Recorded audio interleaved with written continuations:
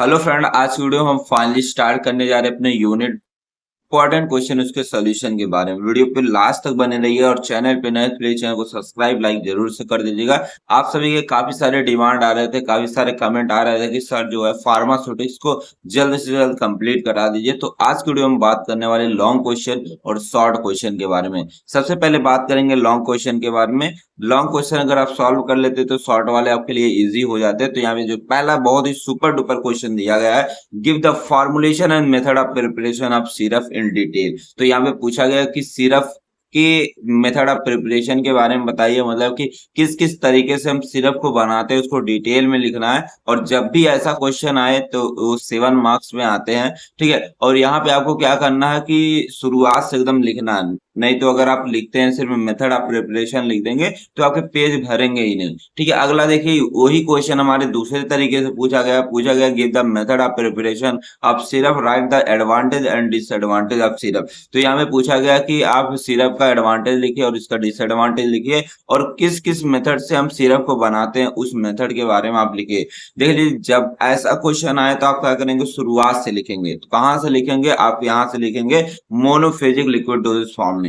अभी क्यों लिखेंगे अभी आगे देखने वाले हैं। तो यहाँ पे पहले समझ लेते हैं मोनोफेजिक लिक्विड डोसेज फॉर्म होते क्या है, और 2 नंबर में भी पूछे जाते हैं कि मोनोफेजिक लिक्विड डोसेज फॉर्म होते क्या है। तो हमारा जो मोनोफेजिक लिक्विड डोसेज फॉर्म होता है, हमारे 2 वर्ड से मिलकर बना होता है, मोनो और फेजिक। मोनो का मतलब होता है सिंगल, फेजिक का मतलब होता है पार्ट। ऐसा लिक्विड डोसेज फॉर्म जिसमें सिंगल फेज या सिंगल पार्ट दिखाई देता है उसको हम बोलते हैं मोनोफेजिक लिक्विड डोसेज फॉर्म बोलते हैं। जैसे आपने सिरप देखा होगा, सिरप में क्या होता है कि क्लियर सोल्यूशन होता है, उसमें हमें एक पार्ट दिखाई देता है। जैसे मान लीजिए कि मेरे पास यहाँ पे वाटर है, वाटर क्या है, एक तरीके का हो गया हमारा सॉल्वेंट है। अब इस वाटर के अंदर मैंने डाल दिया शुगर, डाल दिया, तो अब हमारा शुगर क्या जाएगा, इस वाटर के अंदर जाने के बाद डिसॉल्व हो जाएगा और एक क्लियर सोल्यूशन बनाएगा, एक होमोजीनस सोल्यूशन बनाएगा। और उस होमोजीनस सोल्यूशन को क्या बोलते हैं, मोनोफेजिक लिक्विड डोसेज फॉर्म बोलते हैं। तो वही चीजें लिखा गया कि this means API completely dissolve in solvent forming a clear solution homogeneous solution. मतलब कि इसमें क्या होता है कि जो मोनोफेजिक लिक्विड डोसेज फॉर्म होता है,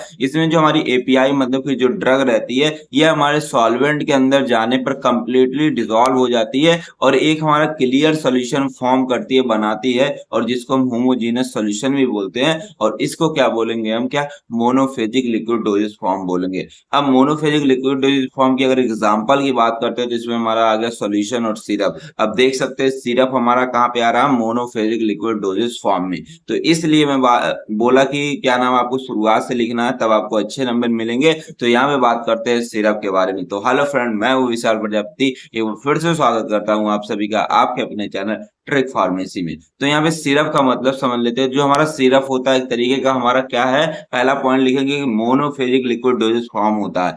और ये जो हमारा सिरप होता है एक तरीके का कंसंट्रेटेड सोल्यूशन होता है, जिसके अंदर हमारा शुगर जो रहता है वाटर के अंदर डिसॉल्व करके हमारा जो है सिरप बनाया जाता है। मतलब कि हमारा जो पहले आप ले लेंगे, वाटर ले लेंगे, इस वाटर के अंदर आप क्या करेंगे, शुगर को ले जाकर डिसॉल्व कर देंगे, तो हमारा क्या बनेगा, एक क्लियर सोल्यूशन बनेगा। और इस क्लियर सोल्यूशन को क्या बोलते हैं, हम बोलते हैं सिरप बोलते हैं। तो ऐसे आप डिफिनेशन लिख देंगे। और देख लीजिए, आगे एग्जाम में पूछा जाता है कि आप आईपी के अकॉर्डिंग, मतलब कि इंडियन फार्माकोपिया के अकॉर्डिंग सिरप की डिफिनेशन लिखिए। या पूछा जा सकता है कि यूएसपी मतलब कि यूनाइटेड स्टेट फार्माकोपिया के अकॉर्डिंग जो सिरप की डिफिनेशन लिखिए। ये एग्जाम में आता है, 2 नंबर में आता है। तो मैं बताते चल रहा हूँ कहाँ से 2 नंबर के क्वेश्चन और आ सकते हैं, ताकि बाद में आपको प्रॉब्लम ना हो कि 2 नंबर के क्वेश्चन आ गए सर, आपने इसको बताया ही नहीं था, ठीक है। तो यहाँ पे लिखा गया कि जो हमारा अकॉर्डिंग टू आईपी मतलब कि इंडियन फार्माकोपिया के अकॉर्डिंग जो शुगर का कंसंट्रेशन, मतलब कि शुगर को जो हम लेते हैं, अमाउंट जो शुगर का लेते हैं 66.5 या कहीं 7 लिखा रहता है, 66.7 वेट बाई वॉल्यूम आप लेंगे और इसको डिसॉल्व कर देंगे किसके अंदर, वाटर के अंदर। अब इसके कहने का मतलब होगा कि जब आप अकॉर्डिंग टू आईपी के अकॉर्डिंग आप सिरप को बनाएंगे तो आप क्या करेंगे, 66.7 ग्राम ले लेंगे, क्या, शुगर ले लेंगे। अब इस शुगर को क्या करेंगे, 100 ml वाटर के अंदर डिसॉल्व कर देंगे, प्यूरिफाइड वाटर के अंदर डिसॉल्व कर देंगे। तो हमारा जो सॉल्यूशन बनेगा, जो क्लियर सॉल्यूशन बनेगा, उसको हम क्या बोलेंगे, उसको बोलते हैं सिरप बोलते हैं। समझ गए। ए अकॉर्डिंग टू आईपी मतलब कि इंडियन फार्माकोपिया के अकॉर्डिंग सिरप की डिफिनेशन थी। अगर मान लीजिए एग्जाम में आ जाता है यूएसपी के अकॉर्डिंग जो है, आप लिखिए सिरप की डिफिनेशन, तो जो यूएसपी के अकॉर्डिंग क्या करते हैं कि हम लेते हैं 85% वेट बाय वॉल्यूम लेते हैं शुगर की कंसंट्रेशन को, मतलब कि यहाँ पे लेंगे 85 ग्राम लेंगे, शुगर लेंगे। इस शुगर को क्या करेंगे हम डिसॉल्व कर देंगे 100 ml प्यूरिफाइड वाटर के अंदर डिसॉल्व कर देते हैं, तो हमारा जो क्लियर सोल्यूशन मिलता है उसको क्या बोलते हैं हम सिरप बोलेंगे अकॉर्डिंग टू यूएसपी, मतलब कि यूनाइटेड स्टेट फार्माकोपिया। समझिए। अब देखिए बात करते हैं, कभी कभी पूछ लिया जाता है एग्जाम में आप सिरप के टाइप्स के बारे में लिखे, तो मैंने यहाँ पे थोड़ा बता दिया है, ठीक है, ताकि आपको बाद में प्रॉब्लम ना हो, ठीक है, लिखने में। तो हमारा जो सिरप है यहाँ पे देख सकते हैं, सिरप हमारे 3 तरीके के होते हैं। एक हमारा आता है सिंपल सिरप आता है, दूसरा हमारा फ्लेवर्ड सिरप आता है, तीसरा आता है हमारा मेडिकेटेड सिरप आता है। सबसे पहले बात करेंगे सिंपल सिरप के बारे में। सिंपल सिरप में क्या होता है कि हमारा जो शुगर रहता है, सिर्फ शुगर को क्या करते हैं वाटर के अंदर डिसॉल्व कर देते हैं, तो हमारा जो क्लियर सोल्यूशन मिलता है वो हमारा कहलाता है सिंपल सिरप कहलाता है। अब देख लीजिए, अब दूसरा आता है हमारा फ्लेवर्ड सिरप। आपने देखा होगा कि कोई ऐसा सिरप रहता है जिसके ऊपर हमारा क्या रहता है लेमन छपा रहता है, किसी पे ग्रेप्स छपा रहता है, किसी पे पाइनएप्पल छपे रहते हैं, तो अलग अलग मतलब कि फल के जो है पिक्चर छपे रहते हैं। तो उससे ये लगता है कि हमारे जो सिरप है उसके अंदर क्या है फ्लेवरिंग एजेंट उसी का है, जैसे लेमन छपा तो लेमन का फ्लेवरिंग एजेंट है। तो ऐसे सिरप जिसके अंदर सिर्फ फ्लेवरिंग एजेंट पाए जाते हैं उसको बोलते हैं क्या फ्लेवर्ड सिरप बोलते हैं, जैसे हमारा चेरी सिरप हो गया, चॉकलेट सिरप हो गया, ऑरेंज सिरप हो गया। अब देख लीजिए हमारा आता है लास्ट जो यहाँ पे मेडिकेटेड सिरप आता है। मेडिकेटेड का मतलब होता है जिसके अंदर हमारी क्या हो ड्रग हो, ऐसी सिरप जिसके अंदर क्या हो हमारी एपीआई हो, उसको क्या बोलते हैं हम मेडिकेटेड सिरप बोलते हैं। जैसे हमारा हो गया पैरासीटामोल सिरप हो गया, एजिथ्रोमाइसिन सिरप हो गया। तो अलग अलग हमारे क्या होते हैं सिरप हमारे मार्केट के अंदर अवेलेबल होते हैं, जिसको बोलते हैं क्या मेडिकेटेड सिरप बोलते हैं। अब देख लीजिए जो हमारे एग्जाम में पूछा गया कि आप क्या करिए कि सिरप के एडवांटेज और उसके डिसएडवांटेज के बारे में लिखिए। तो यहाँ पे बात कर लेते हैं, देखते हैं एडवांटेज क्या है सिरप का और क्या इसका डिसएडवांटेज है। तो यहाँ पे सबसे पहले दिया गया है कि हमारा सिरप का जो एडवांटेज दिया गया है, पहला यहाँ पे दिया है इजी टू सॉलो, मतलब कि जो सिरप रहता है इसको आसानी से जो हमारे बच्चे रहते हैं या हमारे जो बूढ़े पेशेंट रहते हैं आसानी से इसको निगल लेते हैं।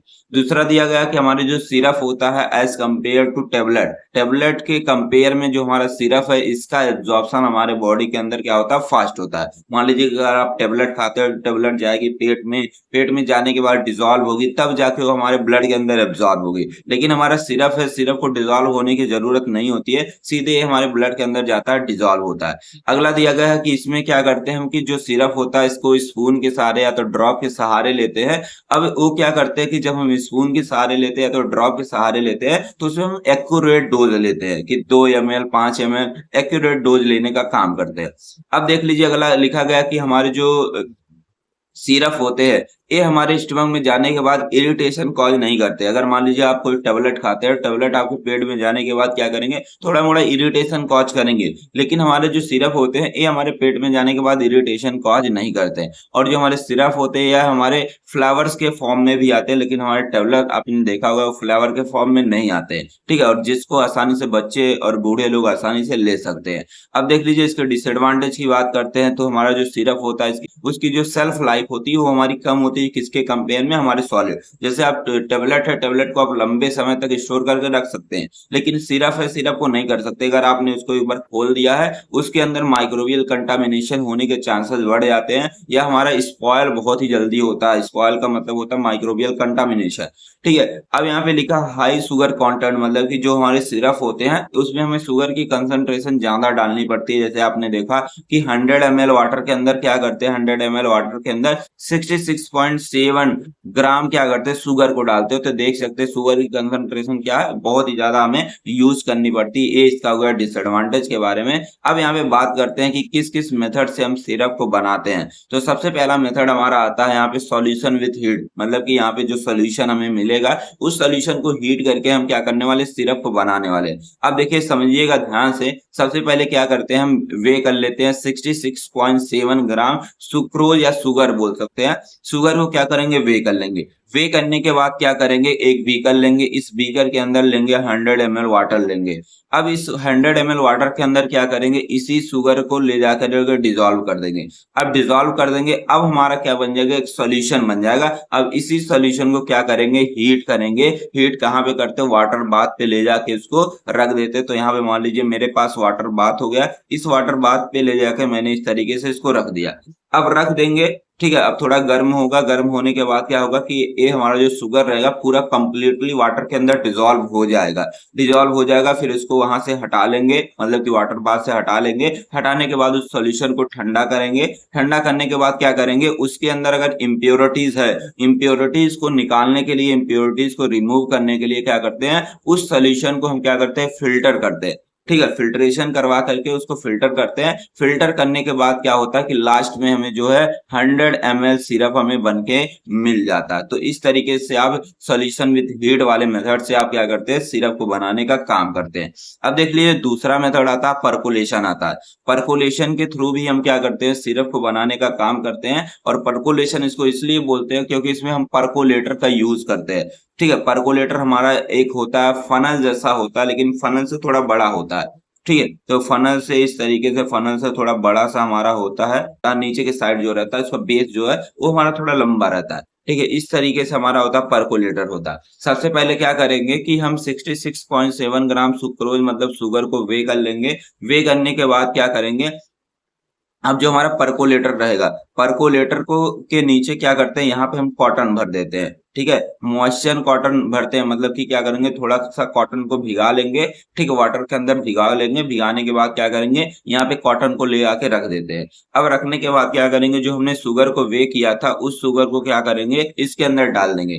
डालने के बाद मतलब कि परकोलेटर के अंदर क्या करते हैं, सुक्रोज को प्लेस कर देते हैं, डाल देते हैं। डालने के बाद क्या करते हैं, अब इसी के अंदर क्या करेंगे, 100 ml प्यूरिफाइड वाटर धीरे धीरे करके इसके अंदर डालते जाएंगे और नीचे लगा देंगे, बीकर लगा देते हैं। अब क्या होगा कि धीरे धीरे करके हमारा जो वाटर है इसके अंदर आता रहेगा, शुगर भी यहाँ पे रहेगा और हमारा धीरे धीरे करके शुगर जो है डिजोल्व होकर वाटर के अंदर इस तरीके से नीचे हमारा यहाँ पे कलेक्ट होता रहेगा। और लास्ट में हमें जो है यहाँ पे 100 ml क्या मिल जाता है, 100 ml हमारा सिरप बन के प्रिपेयर हो जाता है। तो आई होप आपको समझ में आ गया होगा परकोलेशन होता क्या। तो अब बताएंगे, परकोलेशन एक ऐसी टेक्निक होती है जिसमें हम परकोलेटर का यूज करते हैं। परकोलेटर का यूज करके हम क्या करते हैं, सिरप को बनाते हैं, उसको बोलते हैं परकोलेशन बोलते हैं। अब देखिए आगे आ जाता है हमारा एजिटेशन विद फ्लैश। ठीक है, यहाँ पे क्या करने वाले, जो सिरप को बनाने वाले हैं यहाँ पे मतलब कि विदाउट हीट के हम क्या करने वाले, सिरप को बनाने वाले हैं। मतलब कि कुछ ऐसे सब्सटेंस होते हैं जो हमारे क्या होते हैं, हीट सेंसिटिव होते हैं, मतलब कि हीट को पाने के बाद खराब हो जाते हैं। तो उसके लिए हम क्या करते हैं, एजिटेशन के साथ क्या करते हैं, एजिटेशन के साथ क्या करते हैं हम कि सिरप को बनाने का काम करते हैं। इसमें क्या करते हैं कि जो भी हमारा हीट सेंसिटिव मटेरियल रहता है उसको सबसे पहले वे कर लेंगे। जो भी रहेगा हीट सेंसिटिव मटेरियल उसको वे करने के बाद क्या करेंगे, इस बीकर के अंदर डालेंगे। अब इस बीकर के अंदर डालने के बाद इसी के अंदर जो है 100 ml प्यूरिफाइड वाटर डालते हैं। प्यूरिफाइड वाटर डालने के बाद क्या करते हैं, इसको हम आसानी से ग्लास रॉड से क्या करेंगे, मिक्स कर देंगे। मिक्स करने के बाद में हमें क्या होता है कि 100 ml जो हमारे सिरप बन के हमें मिल जाता है। ठीक है, देखिए अगर मेथड आप प्रिपरेशन एग्जाम में आता तो आप 2 ही मेथड लिख देंगे, एक ही मेथड लिख देंगे, तब भी आपके सही हो जाएंगे। मान लीजिए अगर 7 नंबर के अगर आपने एक मेथड लिखा है, एक मेथड लिख दिया, तब भी आपको 5 नंबर तक मिल ही जाएंगे।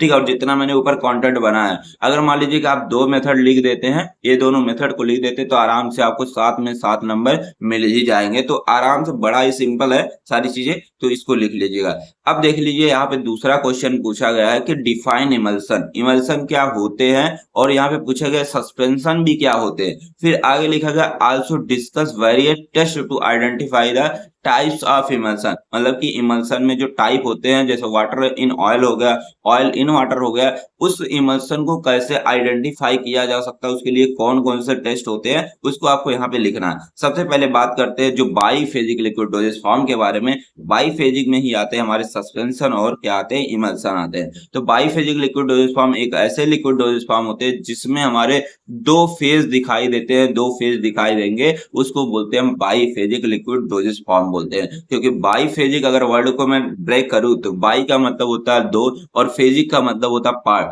ऐसे लिक्विड डोजेस फॉर्म जिसके अंदर 2 फेज दिखाई देंगे उसको हम बोलते हैं बाईफेजिक लिक्विड डोजेस फॉर्म बोलते हैं। ठीक है, जैसे मान लीजिए कि मेरे पास क्या है, यहाँ पे मेरे पास यहाँ पे वाटर है, वाटर एक तरीके का क्या हो गया हमारा हमारा हो गया सॉल्वेंट हो गया। अब इस सॉल्वेंट के अंदर मान लीजिए कि मेरे पास एक सॉलिड है, इस सॉलिड को मैं ले जाके इसके अंदर डिसॉल्व करता हूँ, तो ये हमारा जो सॉलिड है ये पूरी तरीके से इसके अंदर डिसॉल्व नहीं होगा, बस इसके जो पार्टिकल्स होंगे ये पूरे वाटर के अंदर डिस्पर्स हो जाएंगे, इस तरीके से फैल जाएंगे, और इसमें क्या होगा कि दो पार्ट हमें दिखाई देंगे, और उसी को क्या बोलते हैं हम बाइफेजिक लिक्विड डोजेस फॉर्म बोलते हैं। ठीक है, अब देख लीजिए इसमें क्या होगा कि जो पहला पार्ट रहेगा, जो पहला पार्ट रहेगा उसको क्या बोलते हैं डिस्पर्स्ड फेज बोलेंगे। जैसे मान लीजिए कि हमने जो सॉलिड यहाँ पे क्या किया डाला था, इसके अंदर वाटर के अंदर डाला था, पूरे पूरे मतलब कि वाटर के अंदर इस तरीके से फैल गया था, तो ये जो हमारा फैला हुआ पार्ट दिखाई दे रहा है, मैंने जो पीले कलर का यहाँ पे बनाया, तो इसको बोलेंगे क्या डिस्पर्स्ड फेज बोलेंगे। और यहाँ पे जो हमारा वाटर था इसको क्या बोलेंगे डिस्पर्जन फेज बोलेंगे। समझिए सारी चीजें। अब देख लीजिए आगे समझते हैं कि हमारे जो बाइफेजिक लिक्विड डोजेज फॉर्म होता है हमारे दो तरीके के होते हैं, एक आता है हमारा सस्पेंशन आता है, एक हमारा आता है इमल्सन आता है। जो हमारा सस्पेंशन रहेगा ये हमारे सॉलिड और लिक्विड से मिलके बनेगा, ठीक है, और जो हमारे इमल्सन रहेंगे ये लिक्विड प्लस लिक्विड से मिलके बने होते हैं। ठीक है, तो ये सारी चीजें आप जरूर से लिख के आएंगे, जैसे मैं आपको बता रहा हूँ वैसे एग्जाम में छाप करके आएंगे तो नंबर ही बड़ा ही अच्छा मिलेगा, क्योंकि मैं खुद ही कॉपी चेक करने जाता हूँ, मुझे पता है कि कैसे कॉपी लिखनी रहती है कैसे नहीं लिखनी रहती है। तो यहाँ पे बात करेंगे, सबसे पहले आता है सस्पेंशन के बारे में। तो मैंने बोला कि सस्पेंशन क्या होता है कि इसमें दो चीजें होती हैं, एक होता है हमारा सॉलिड और एक होता है लिक्विड। इसमें क्या होता है कि जो हमारा लिक्विड रहता है, मान लीजिए कि लिक्विड है, लिक्विड के अंदर हम क्या करते हैं, जो हमारा सॉलिड रहता है सॉलिड को क्या करते हैं हम डालते हैं। ठीक है, जैसे ही डालेंगे तो हमारा जो सॉलिड वाला पार्टिकल है लिक्विड के अंदर डिसॉल्व नहीं होगा, इमिसिबल रहेगा। ठीक है, इमिसिबल का मतलब होता है अघुलनशील, घुलेगा नहीं, लेकिन जो सॉलिड के पार्टिकल्स हैं ये पूरे मतलब कि पूरे लिक्विड के अंदर डिस्पर्स हो जाएंगे, फैल जाएंगे, इसी को बोलते हैं हम सस्पेंशन बोलते हैं। तो डिफिनेशन लिखा गया है कि सस्पेंशन जो होता है एक तरीके का बाइफेजिक लिक्विड डोजेस फॉर्म होता है, जिसमें जो हमारे सॉलिड के पार्टिकल्स होते हैं या पूरी तरीके जो हमारा लिक्विड रहता है उसके अंदर डिस्पर्स हो जाते हैं, फैल जाते हैं, उसी को बोलते हैं क्या सस्पेंशन बोलते हैं। और इसमें ध्यान दीजिएगा जो हमारा सॉलिड वाला पार्ट रहेगा इसको क्या मैंने ऊपर ही बताया, इसको बोलते हैं डिस्पर्स्ड फेज बोलते हैं, और जो हमारा लिक्विड वाला फेज रहता है इसको बोलते हैं डिस्पर्जन फेज भी बोलते हैं, या इसको कंटीन्यूअस फेज भी बोलते हैं लिक्विड वाले को। अब इसमें एक चीज और ध्यान दीजिएगा कि एग्जाम में पूछा जाता है कि जो सॉलिड पार्टिकल्स यहाँ पे जो मैंने यूज किया था इसकी साइज कितनी होती है, तो आप बताएंगे कितनी होती है। 0.5 माइक्रोमीटर से हमारी जो होती है 5 माइक्रोमीटर तक की जो सॉलिड पार्टिकल की साइज होती है। जैसे इसमें हमारे सस्पेंशन की बात करें एग्जाम्पल की, जैसे हमारा हो गया milk of magnesia, carboxyl methyl cellulose, तो एक तरीके का हमारा क्या है सस्पेंशन है। अब देख लीजिए बात करते हैं सस्पेंशन के एडवांटेज और इसके डिसएडवांटेज के बारे में। तो यहाँ पे सबसे पहला एडवांटेज दिया गया सस्पेंशन का इजी टू एडमिनिस्टर, मतलब कि जो सस्पेंशन होते हैं इसको आसानी से हम ले सकते हैं। ठीक है, और इसमें जो एपीआई रहती है एपीआई का जो अनप्लीजेंट टेस्ट रहता है उसको मास्क भी किया जाता है, हम किसके सस्पेंशन में कर सकते हैं। ठीक है, और अगला दिया गया suspension is can be more stable then solution, जो हमारे सॉल्यूशन रहते हैं जो तरीके के हमारे क्या मोनोफेजिक लिक्विड डोजेज फॉर्म है, इसके कंपेयर में जो हमारा सस्पेंशन रहता है हमारा ज्यादा स्टेबल रहता है। ठीक है, यहाँ पे क्या होता है कि फास्टर एब्जॉर्प्शन, मतलब कि आपने देखा होगा कि हमारे कुछ पैरेंटल सस्पेंशन आते हैं, मतलब कि इंजेक्शन के फॉर्म में आता है, आप गए होंगे डॉक्टर के पास देखा होंगे, एक लिक्विड रहता है एक पाउडर रहता है। अब इस पाउडर को क्या पाउडर के अंदर क्या करते हैं लिक्विड को मिला लेते हैं, मिलाने के बाद क्या कर देते हैं इस तरीके से पूरा एक हमारा बन जाता है, इमिसिबल लिक्विड बनता है। ठीक है, इसको क्या करते हैं इंजेक्शन के फॉर्म में देने का काम करते हैं, तो ये हमारा कहलाता है हमारा पैरेंटल सस्पेंशन कहलाएगा। और पैरेंटल सस्पेंशन का जो एब्जॉर्प्शन होता है वो हमारा क्या होता है फास्टर होता है। अब देख लीजिए बात करते हैं इसके डिसएडवांटेज के बारे में। सबसे पहला इसका डिसएडवांटेज है, अब हम क्या करते हैं मान लीजिए कि मेरे पास क्या था कि यहाँ पे लिक्विड था, लिक्विड के अंदर मैंने सॉलिड को डाला, तो सॉलिड के जो पार्टिकल है पूरी तरीके से इसके अंदर डिस्पर्स होंगे, लेकिन घुलेंगे नहीं, बस पार्टिकल पूरे मतलब कि लिक्विड के अंदर क्या हो जाएंगे हमारे डिस्ट्रीब्यूट हो जाएंगे, पूरा फैल जाएंगे, लेकिन हमारे सॉलिड के पार्टिकल घुलेंगे नहीं। अब देखिए अगर मान लीजिए लंबे समय तक आप रख देते हैं तो क्या हो जाएगा कि हमारे जो पार्टिकल रहेंगे सॉलिड जो पार्टिकल रहेंगे नीचे इस तरीके से सटल डाउन हो जाएंगे, नीचे आके बैठ जाएंगे। जैसे आप मान लीजिए कि आप लीजिएगा चौक, लीजिएगा चौक को क्या करिएगा पानी में डालिएगा। अब चौक जो है पानी में घुलेगा नहीं, बस क्या हो जाएगा पूरे पानी के अंदर उसके पार्टिकल जो होते हैं फैल जाते हैं। लेकिन कुछ टाइम बाद के कुछ टाइम तक उसको रख दीजिए, देखेंगे चौक के जो पार्टिकल्स है नीचे आके बैठ जाते हैं। उसी तरीके से हमारे सस्पेंशन में भी हो जाते हैं। जो हमारा कंटेनर रहता है, कंटेनर का जो बॉटम रहता है उसके नीचे हमारे जो सॉलिड पार्टिकल्स होते हैं वो सेटल डाउन होते हैं, नीचे बैठ जाते हैं। तो ये इसका डिसएडवांटेज हो गया। इसमें दूसरा इसका डिसएडवांटेज है, जब भी आप सस्पेंशन को पीने जाते हैं तो पहले क्या करते हैं उसको सेक करते हैं, हिला करके हमेशा पीते हैं, ठीक है। और अगला यहाँ पे दिया गया कि जो हमारे सस्पेंशन होता है उसको एक जगह से दूसरे जगह पे ले जाने में प्रॉब्लम होती है, पैकेजिंग में प्रॉब्लम होती है और उसको स्टोर करने में प्रॉब्लम होती है। क्योंकि अगर आप लंबे समय तक स्टोर करना है किसी भी सस्पेंशन को तो उसको नहीं किया जा सकता, क्योंकि उसमें जो पार्टिकल्स रहते हैं वो नीचे सेटल डाउन हो जाते हैं, इसलिए इसको नहीं किया जा सकता।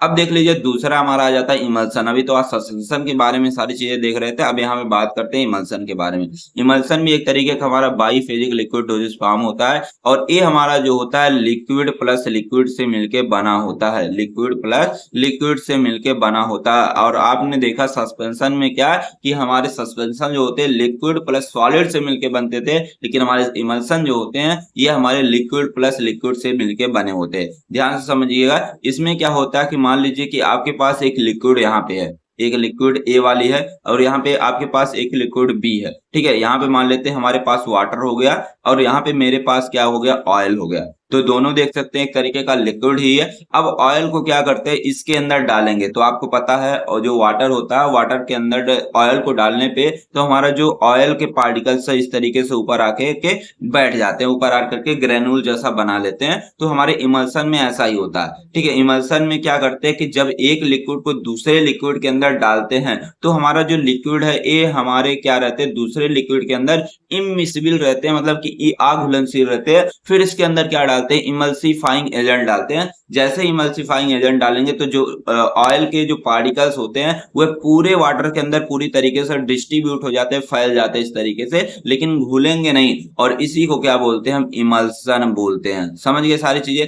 अब देख लीजिएगा ध्यान से समझिएगा डेफिनेशन यहाँ पे लिखा है an emulsion is a mixture of two or more liquid. मतलब कि हमारा जो इमल्सन होता है यह हमारे दो या दो से अधिक लिक्विड का मिक्सचर होता है डेट आर नॉर्मली इमिसिबल। मतलब कि इसमें जब एक लिक्विड को दूसरे लिक्विड के अंदर डालते हैं तो हमारे इमिसिबल रहते हैं, अघुलनशील रहते हैं to each other but using emulsifying agent. जैसे ही इमल्सिफाइंग एजेंट उसके अंदर डालेंगे तो एक लिक्विड जो है दूसरे लिक्विड के अंदर पूरी तरीके से जो है ड्रॉपलेट के फॉर्म में छोटे छोटे ग्रेन्यूल्स के फॉर्म में डिस्ट्रीब्यूट हो जाते हैं और उसी को बोलते हैं क्या इमल्सन बोलते हैं। मैंने फिर से आपको रिपीट करने जा रहा हूं। तो एक लिक्विड मान लीजिए ए है, दूसरी लिक्विड बी है। अब ए वाले के अंदर जैसे बी वाले लिक्विड को मैं डालूंगा तो इसमें क्या होगा कि जो बी वाला लिक्विड रहेगा ये हमारा क्या रहेगा अघुलनशील रहेगा, इमिसिबल रहेगा। अब इसके अंदर डालते हैं क्या इमल्सिफाइंग एजेंट डालेंगे। जैसे ही इमल्सिफाइंग एजेंट डालेंगे तो ये हमारा जो बी वाला लिक्विड था ये पूरी तरीके से इसके जो पार्टिकल्स होते हैं ये हमारे क्या हो जाएंगे डिस्ट्रीब्यूट हो जाएंगे, किसके फॉर्म में ड्रॉपलेट के फॉर्म में डिस्ट्रीब्यूट हो जाते हैं और उसी को क्या बोलते हैं हम इमल्सन बोलते हैं। समझ गए डिफिनेशन। यहाँ पे देख सकते हैं इमल्सन में हमारे दो पार्ट दिखाई देते जैसे सस्पेंशन में दिखाई देते थे।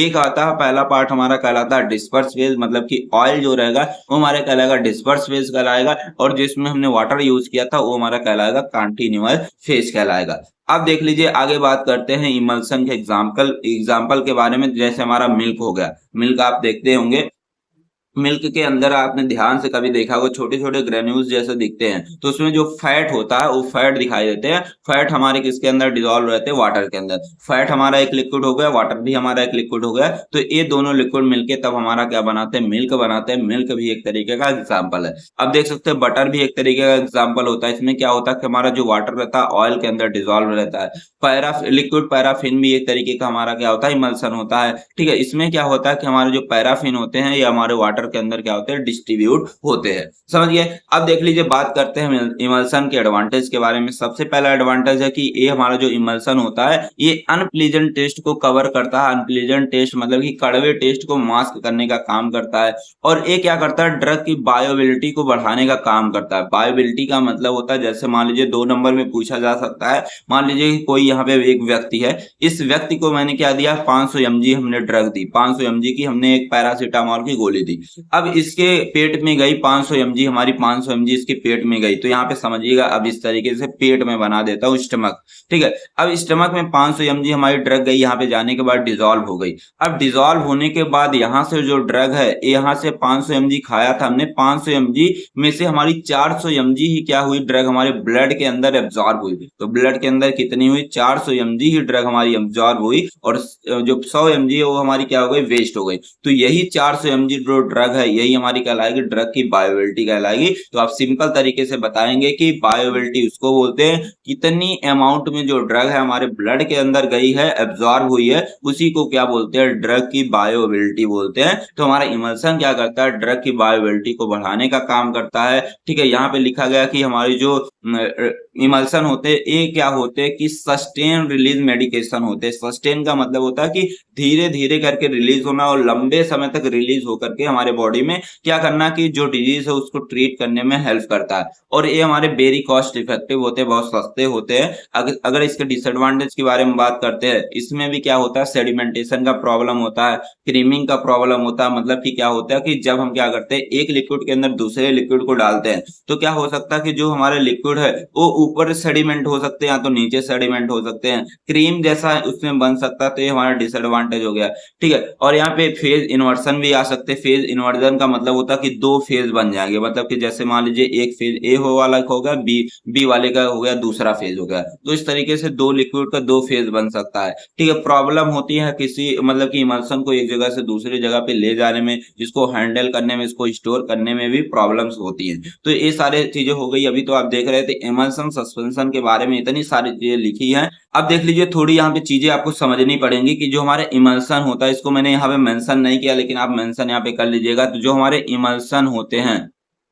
इमल्सन जो होते हैं हमारे दो तरीके के होते हैं। एक हमारा होता है वाटर इन ऑयल इमल्सन होता है, एक हमारा जो होता है ऑयल इन वाटर इमल्सन होता है। जब हमारा रहे वाटर इन ऑयल इमल्सन रहे, इसका मतलब है कि हमारा जो वाटर है ये ऑयल के अंदर क्या होगा, डिस्ट्रीब्यूट होगा। तो उसको बोलेंगे क्या, वाटर इन ऑयल इमल्सन बोलेंगे। अगर हमारा आता है, कोई पूछता है कि ऑयल इन वाटर इमल्सन किसको बोलेंगे, तो आप बताएंगे जो हमारा ऑयल है ये वाटर के अंदर डिजॉल्व है। मतलब कि यहाँ पे समझिएगा, मान लेते ये वाटर हो गया, ये वाटर हो गया। वाटर क्या है, हमारे ऑयल के अंदर जाके पूरी तरीके से डिस्ट्रीब्यूट होगा, उसको बोलेंगे क्या, वाटर इन ऑयल।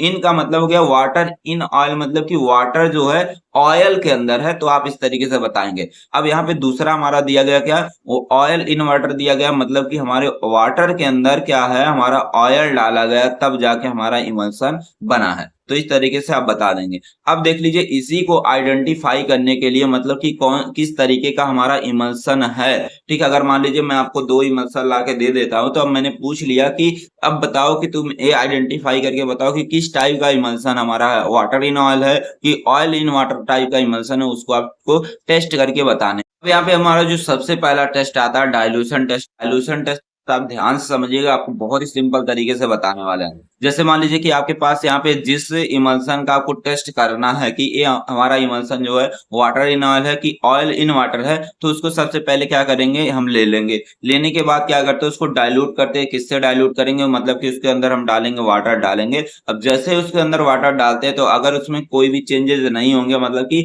वैसा जैसे पहले था वैसा ही बना रह गया, तो वो हमारा जो इमल्सन रहेगा वो हमारा कैसा रहेगा, ऑयल इन वाटर इमल्सन रहेगा। समझ गए। अगर मान लीजिए कि उसी वाटर को मैंने जो है किसी मतलब कि उसके अंदर डाला, तो उसके अंदर क्या दिखाई देते हैं, हमें दो फेज दिखाई दे देते हैं। तो वो हमारा इमल्सन कैसा होगा, वाटर इन ऑयल इमल्सन हो जाएगा। इस तरीके से आप क्या करेंगे, डिफाइन करेंगे। मतलब कि दो लेयर अगर दिख जाएगी तो हमारा किस टाइप का इमल्सन रहेगा, वाटर इन ऑयल टाइप का रहेगा। अगर मतलब कि सिंगल लेयर दिखती है, मतलब कि कोई भी चेंजेस उसमें नहीं होते हैं, तो हमारा किस टाइप का रहेगा, ऑयल इन वाटर टाइप का इमल्सन रहेगा। तो ये सारी चीजें आप ध्यान दीजिएगा। तो यहाँ पे सारी चीजें लिखी गई हैं कि मतलब कि जो हमारा डाइल्यूशन टेस्ट होता है, डाइल्यूशन टेस्ट में क्या करते हैं, किसके साथ हम टेस्ट करते हैं कि हमारा जो सैंपल रहता है, सैंपल को हम डाइल्यूट करते हैं, किसके साथ, वाटर को ऐड करके डाइल्यूट करते हैं। अब अगर क्या होता है कि इमल्सन के अंदर क्या होता है कि दो लेयर सेपरेट हो जाती है, इस तरीके से दो लेयर मिल जाएंगी, तो हमारा किस टाइप का इमल्सन है, वाटर इन ऑयल टाइप का इमल्सन है। अगर उसके अंदर वाटर हमने डाला, उसके अंदर कोई भी चेंजेस नहीं हुए, तो क्या है, हमारा इमल्सन जो है ऑयल इन वाटर टाइप का इमल्सन है। तो ये सारी चीजें आप यहाँ से लिख लीजिएगा। अब देख लीजिए यहाँ पे मैंने डायग्राम बना करके अच्छे तरीके से लिखा है, बस इसी को याद कर लीजिए। जैसे मान लीजिए मेरे पास एक सैंपल है, मतलब कि जिस इमल्सन के बारे में मुझे टेस्ट करना है कि ये इमल्सन हमारा किस टाइप का है, ठीक है। अगर मैंने क्या किया कि इसके साथ डाइल्यूशन किया, किसको, हमने वाटर को डाल करके इस इमल्सन को डाइल्यूट किया। अब जैसे ही मैंने क्या किया कि इसके अंदर वाटर को ऐड किया, अगर इसके अंदर कोई भी चेंजेस नहीं दिखेंगे तो हमारा इमल्सन क्या रहेगा, ऑयल इन वाटर रहेगा। अगर मान लेते हैं उसके अंदर दो लेयर सेपरेट हो जाती है, दो लेयर दिख जाती है, तो वो हमारा जो इमल्सन रहेगा कैसा रहेगा, वाटर इन ऑयल टाइप का इमल्सन रहेगा। तो ये सारी चीजें आप यहाँ से इसे देख करके लिख सकते हैं। अब देख लीजिए दूसरा हमारा टेस्ट आता है कंडक्टिविटी टेस्ट। मतलब कि कंडक्टिविटी का मतलब होता है यहाँ पे क्या करने वाले, करंट हम पास करने वाले हैं हमारे इमल्सन के अंदर, और उस करंट को पास करके क्या पता करने वाले कि हमारा जो इमल्सन होगा वो हमारा किस टाइप का रहेगा, ऑयल इन वाटर रहेगा कि वाटर इन ऑयल टाइप का इमल्सन रहेगा, उसको हम पता करने वाले हैं। देख लीजिए इसको करते कैसे हैं, ठीक है। यहाँ पे देख लेते हैं सारी चीजें लिखा गया है। यहाँ पे क्या करते हैं, मान लेते हैं ये हमारे पास इमल्सन है, इस इमल्सन के बारे में हमें टेस्ट करना कि किस टाइप का हमारा इमल्सन है, वाटर इन ऑयल है कि ऑयल इन वाटर टाइप का इमल्सन है, मुझे चेक करना है। अब सबसे पहले क्या कर लेंगे, इस इमल्सन को ले लेंगे, ठीक है। लेने के बाद क्या करते हैं, उसके अंदर हम दो इलेक्ट्रोड डालते हैं, दो इलेक्ट्रोड को फिट कर देते हैं, एक बल्ब के साथ फिट कर देते हैं, इसमें बैटरी भी लगा देते हैं। अब जैसे ही क्या करते हैं कि हम सप्लाई करते हैं, मतलब कि बैटरी से करंट की सप्लाई करेंगे, अगर हमारा बल्ब क्या हो जाता है, ग्लो हो जाता है, तो हमारा इमल्सन कैसा रहेगा, ऑयल इन वाटर टाइप का इमल्सन रहेगा, ठीक है। कैसा रहेगा, ऑयल इन वाटर टाइप का इमल्सन रहेगा अगर हमारा बल्ब यहाँ पे जल जाता है।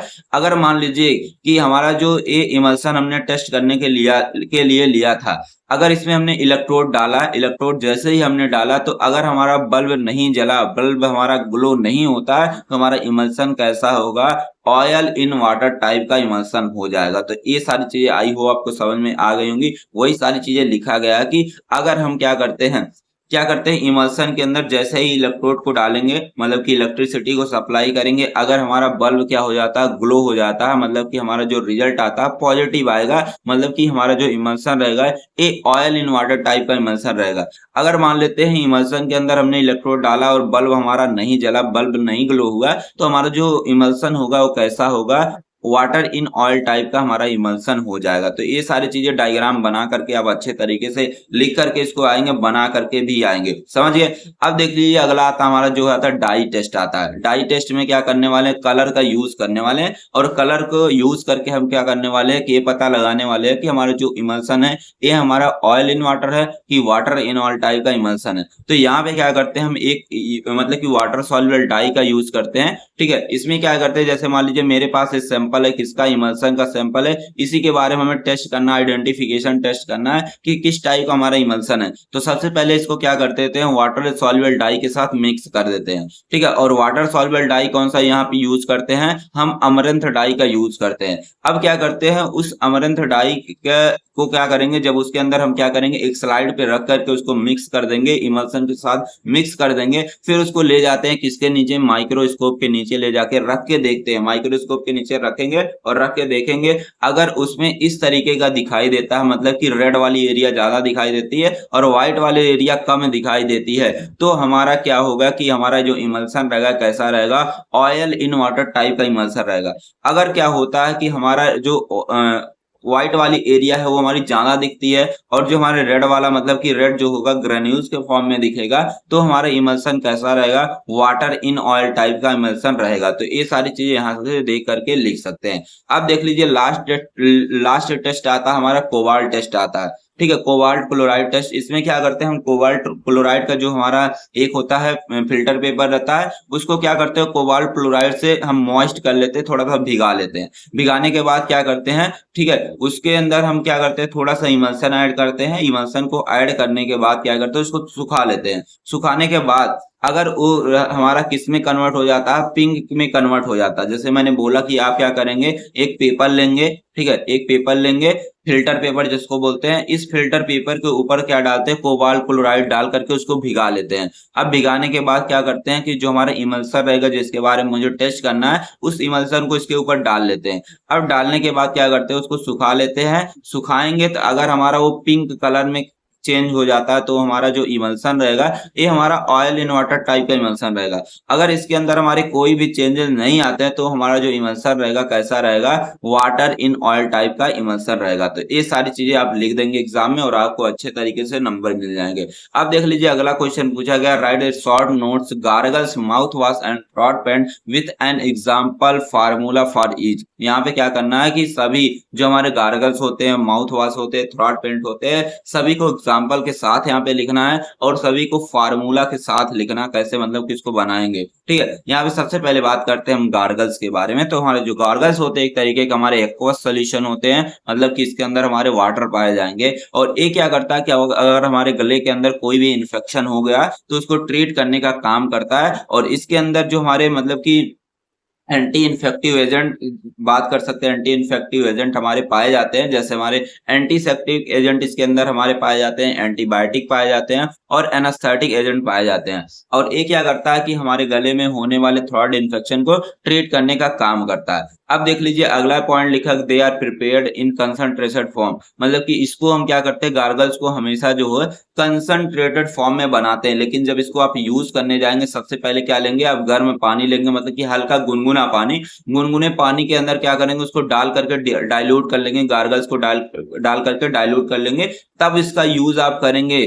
ठीक है, तब आप गले के इन्फेक्शन को ट्रीट करने के लिए करेंगे। आपको कभी भी कंसंट्रेटेड फॉर्म में नहीं लेना। जब भी क्या करेंगे, मार्केट से गार्गल्स खरीद के लाएंगे, सबसे पहले क्या करेंगे, हल्का सा गुनगुना पानी करेंगे। गुनगुना पानी करने के बाद क्या करेंगे, उस गार्गल्स को थोड़ा सा उसमें डाल देंगे। तो उस गार्गल्स का आपको यूज करना, हमेशा ध्यान देना कि डाइल्यूशन के बाद ही गार्गल्स को यूज किया जाता है। अब यहाँ पे गार्गल्स के कुछ एग्जांपल दिए गए, जैसे हमारे पोटेशियम क्लोराइड के गार्गल्स आते हैं, फिनाल ग्लाइसिन के गार्गल्स हमारे मार्केट के अंदर अवेलेबल होते हैं। क्या करेंगे, गार्गल्स को खरीद करके लाएंगे तो उस गार्गल्स के ऊपर लिखा रहता है, लेबलिंग किया रहता है कि आप जब भी यूज करते हैं इसको, ठीक है, पहले क्या करेंगे, आप मार्केट से जो लाएंगे गार्गल्स उसको क्या करेंगे, पहले हल्के गुनगुने पानी में डाल करके उसको डाइल्यूट कर लेंगे। डाइल्यूट करने के बाद क्या करेंगे, तब उस गार्गल्स को यूज करेंगे थ्रोट इन्फेक्शन को ट्रीट करने के लिए। और कभी भी आपको इसको निगलना नहीं कि ऐसा गार्गल्स हमने लिया, गार्गल्स को पी गए। ठीक है, गार्गल्स को पी लेंगे तो आपके बॉडी के अंदर बहुत सारी प्रॉब्लम हो सकती है, जैसे पेट में इरिटेशन होना और कई सारे प्रॉब्लम्स हो सकते हैं। हमेशा क्या करते हैं, उसको सॉलो नहीं करते, हमेशा क्या करते हैं, गलाला करने के बाद उसको बाहर क्या करते हैं, थूक देते हैं। अब देख लीजिए इसके प्रिपरेशन की बात करते हैं, मतलब कि गार्गल्स को बनाते कैसे इसके बारे में, क्योंकि पूछा गया फार्मूला। ठीक है, फार्मूला का मतलब होता है बनाएंगे कैसे इसको। तो यहाँ पे लिखा गया कि सबसे पहले क्या लेते हैं, अच्छे तरीके से वे कर लेंगे, कितना ग्राम, 30 ग्राम वे करेंगे पोटेशियम क्लोराइड को, यहाँ पे वे कर लेंगे। और क्या करेंगे, इसको 1000 ml वाटर के अंदर, थोड़े से गर्म पानी के अंदर क्या करेंगे, हम इसको डाल लेंगे, डिजोल्व कर लेंगे। मैंने बोला कि पहले 30 ग्राम लेंगे क्या, पोटेशियम क्लोराइड लेंगे, इसको क्या करेंगे 1000 ml वाटर के अंदर, हल्का गुनगुने पानी के अंदर इसको डिजोल्व कर लेंगे। अब क्या करेंगे, डिजोल्व करने के बाद उसको थोड़ा सा कूल करेंगे, ठंडा करेंगे। फिर उसके अंदर क्या करते हैं, 15 ml हम क्या डालते हैं, लिक्विफाइड फिनाल, मतलब कि ऐसा फिनाल जो लिक्विड स्टेट में हो। और आपको बता देते हैं कि हमारा जो फिनाल होता है हमेशा रूम टेम्परेचर, मतलब कि 25 डिग्री सेल्सियस पे हमेशा सॉलिड फॉर्म में रहता है। तो क्या करते हैं, फिनाल को पहले लिक्विड स्टेट में कन्वर्ट करेंगे। अब उसमें से क्या करेंगे, 15 ml जो हमारा फिनाल रहेगा इसी के अंदर डाल लेंगे, समझ गए। अब क्या करते हैं, इसी के अंदर डालेंगे 0.009 ग्राम डालेंगे पोटेंट ब्लू वी डाई डालेंगे, जो एक कलर प्रोड्यूस करने का काम करता है। ठीक है, ये क्या करेंगे, इस डाई को डाल लेंगे। फिर इसके बाद क्या करेंगे, वो जो हमारा मिक्सचर एक तैयार हो जाएगा उसको क्या करेंगे, उसके अंदर अगर कोई भी इम्प्योरिटीज रहती है, इम्प्योरिटी को कैसे दूर करेंगे, उसका फिल्ट्रेशन करके उसको दूर कर देंगे। बाद में क्या हो जाएगा कि हमें फाइनल वॉल्यूम मेकअप कर लेना है। फाइनल वॉल्यूम जब मेकअप कर लेंगे तो हमारा क्या हो जाएगा, एक हमें गार्गल्स हमारा बन के तैयार हो जाएगा। फिर उस गार्गल्स को क्या करते हैं, कंटेनर के अंदर भर करके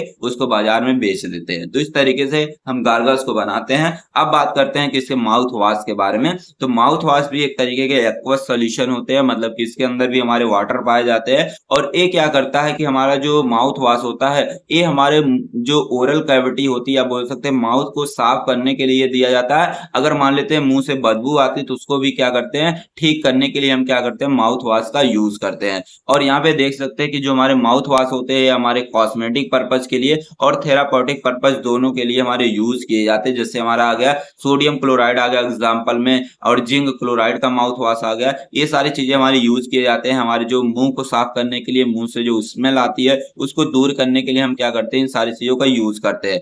अब देख लीजिए आप क्या कर सकते हैं, जो माउथ वॉश आता है इसको आप डायरेक्टली भी यूज कर सकते हैं या वाटर के साथ डाइल्यूट करके भी यूज कर सकते हैं। लेकिन जो आप गार्गल्स पढ़े हैं, गार्गल्स को हमेशा वाटर के साथ डाइल्यूट करके ही लिया जाता है, लेकिन आप माउथ वॉश को बिना डाइल्यूट किए भी ले सकते हैं। अब देख लीजिए बात करते हैं कि माउथ वॉश को बनाएंगे कैसे, हम बनाते कैसे, उसके मेथड ऑफ प्रिपरेशन के बारे में जान लेते हैं। बनाने वाले सोडियम क्लोराइड माउथ वॉश को बनाने वाले हैं, तो इसके लिए सबसे पहले क्या करेंगे, आप 10 ग्राम सोडियम बाइकार्बोनेट को वे कर लेंगे वेइंग मशीन पे। फिर क्या करेंगे कि 15 ग्राम सोडियम क्लोराइड को आप वे कर लेंगे। वे करने के बाद क्या करेंगे, एक बीकर लेंगे, इस बीकर के अंदर डालेंगे 10 ml वाटर डालेंगे।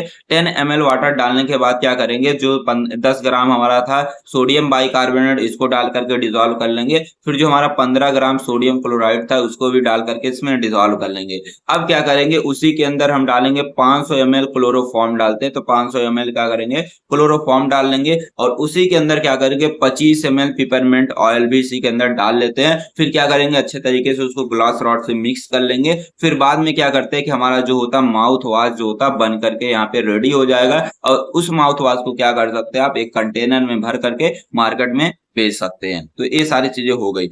करते हैं प्रिपरेशन ऑफ थ्रॉट पेंट के बारे में, मतलब कि थ्रॉट पेंट को बनाएंगे कैसे। तो यहाँ पे जो बनाने वाले हैं हम आयोडीन थ्रॉट पेंट को बनाने वाले हैं। तो इसके लिए सबसे पहले क्या करते हैं कि हम एक बीकर लेते हैं, इस बीकर के अंदर क्या करेंगे 25 ml वाटर को ऐड कर लेते हैं। फिर उसके बाद क्या करेंगे 25 ग्राम पोटेशियम आयोडाइड को वे करेंगे। वे करने के बाद क्या करेंगे, इसको इसके अंदर डाल करके डिजोल्व कर लेते हैं। फिर उसी के अंदर क्या डालते हैं, हम आयोडीन डालते हैं, 12.5 ग्राम आयोडीन डालेंगे इसके अंदर। इसको भी अच्छे तरीके से मिक्स कर लेंगे, स्टीयर करके, मतलब कि ग्लास रॉड से स्टीयर करके उसको हम एक सॉल्यूशन के फॉर्म में मिक्स कर लेते हैं। अब क्या करते हैं कि इसी के अंदर हम डालते हैं पिपरमेंट ऑयल डालेंगे, 4 ml पिपरमेंट ऑयल डाल के इसको भी अच्छे तरीके से हम मिक्स कर लेंगे। फिर हम क्या करेंगे, इस कंटेनर को ऐसे रख देंगे। अब दूसरा कंटेनर एक लेंगे, दूसरा भी कर लेंगे, उसके अंदर हम डालते हैं 40 ml क्या करेंगे, एल्कोहल डालेंगे। अब एल्कोहल डालने के बाद अब यहाँ पे देखते हैं क्या करेंगे, हम डालेंगे इसी के अंदर डालेंगे हम जो है ग्लिसरीन डालेंगे। ग्लिसरीन क्या करेंगे, हम इसके अंदर 1000 ml डालते हैं।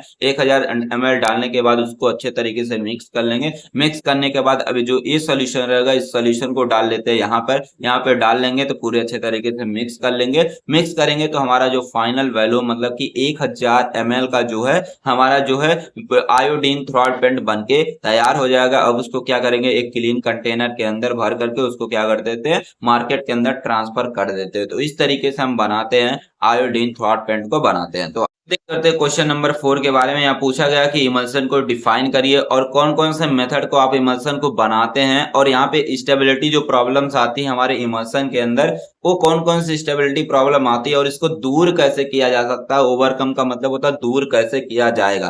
तो यहाँ पे इमल्सन क्या होता है, इमल्सन की एडवांटेज सारी चीजें मैंने क्वेश्चन नंबर 2 में डिफाइन कर दिया है, जाके उसको जरूर से वॉच कर लीजिएगा, ऊपर मैंने बताया।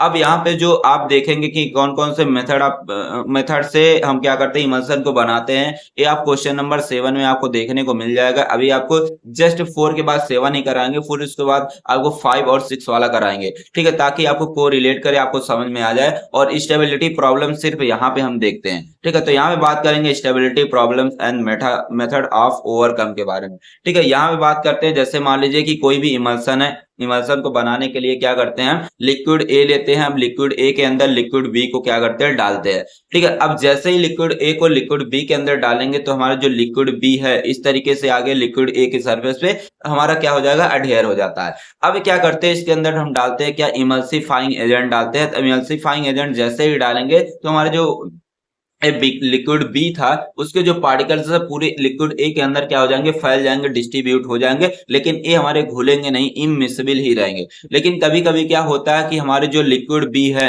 ये क्या होते हैं कि इस लिक्विड ए के सरफेस पे इस तरीके से क्रीम के फॉर्म में इकट्ठा हो जाते हैं, या हमारे क्रैकिंग के फॉर्म में मतलब कि 2 लेयर बना लेते हैं, या क्या होते हैं कि इसके अंदर क्या होता है कि हमारा जो होते हैं कि फ्लाक्यूल्स जैसा स्ट्रक्चर बना लेते हैं। तो ये सारे प्रॉब्लम्स आते हैं जब हम क्या करते हैं कि जो इमल्सन होता होता है उसको स्टोर करके रखते हैं, तो उसके मतलब कि स्टोरेज करने से उसके स्टेबिलिटी में क्या आती है, कई सारी प्रॉब्लम्स आती है, जैसे हमारे क्रैकिंग की प्रॉब्लम आ गई, क्रीमिंग की प्रॉब्लम आ गई, क्लोरोसेंस की प्रॉब्लम आ गई, फ्लाकुलेटिंग की प्रॉब्लम आ गई, ये सारे प्रॉब्लम्स हमारे आते हैं। अब देख लीजिए इसको दूर कैसे करेंगे, इसके बारे में भी पढ़ने वाले। तो यहाँ पे सबसे पहले बात करते हैं क्रैकिंग के प्रॉब्लम के बारे में। क्रैकिंग मतलब होता है कि जब मान लीजिए कि कोई भी हमारा इमल्सन है, मान लीजिए कि यहाँ पे हमारा लिक्विड बी है, इस लिक्विड बी को हमने क्या किया, लिक्विड ए के अंदर क्या किया, डालेंगे तो क्या करेगा कि हमारे जो लिक्विड बी है ये क्या करेगा, इसके पार्टिकल्स पूरे मतलब लिक्विड ए के अंदर डिस्ट्रीब्यूट हो जाएंगे। डिस्ट्रीब्यूट हो गए, अब क्या होता है कि इसको कुछ टाइम के लिए हम रख देते हैं, तो रखते हैं कुछ टाइम के लिए, जब देखते हैं इसमें कि दो लेयर इस तरीके से सेपरेट हो जाती है, बी वाला अलग लेयर बना लेता है और ए वाला हमारा अलग लेयर बना लेता है, तो उसको बोलते हैं क्रैकिंग। बोलते हैं क्रैकिंग का मतलब होता है अलग होना।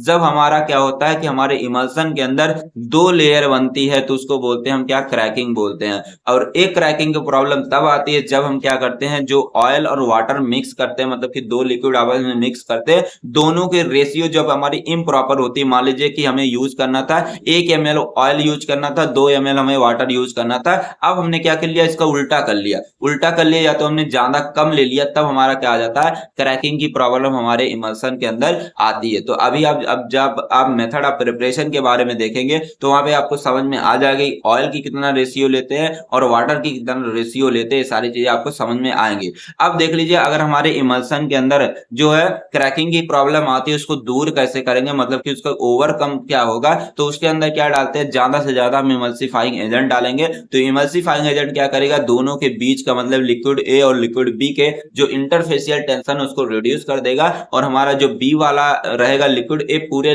ए वाले लिक्विड के अंदर डिस्ट्रीब्यूट हो जाएंगे, मतलब कि हमारा इमल्सन जो है ये हमारा सही हो जाएगा।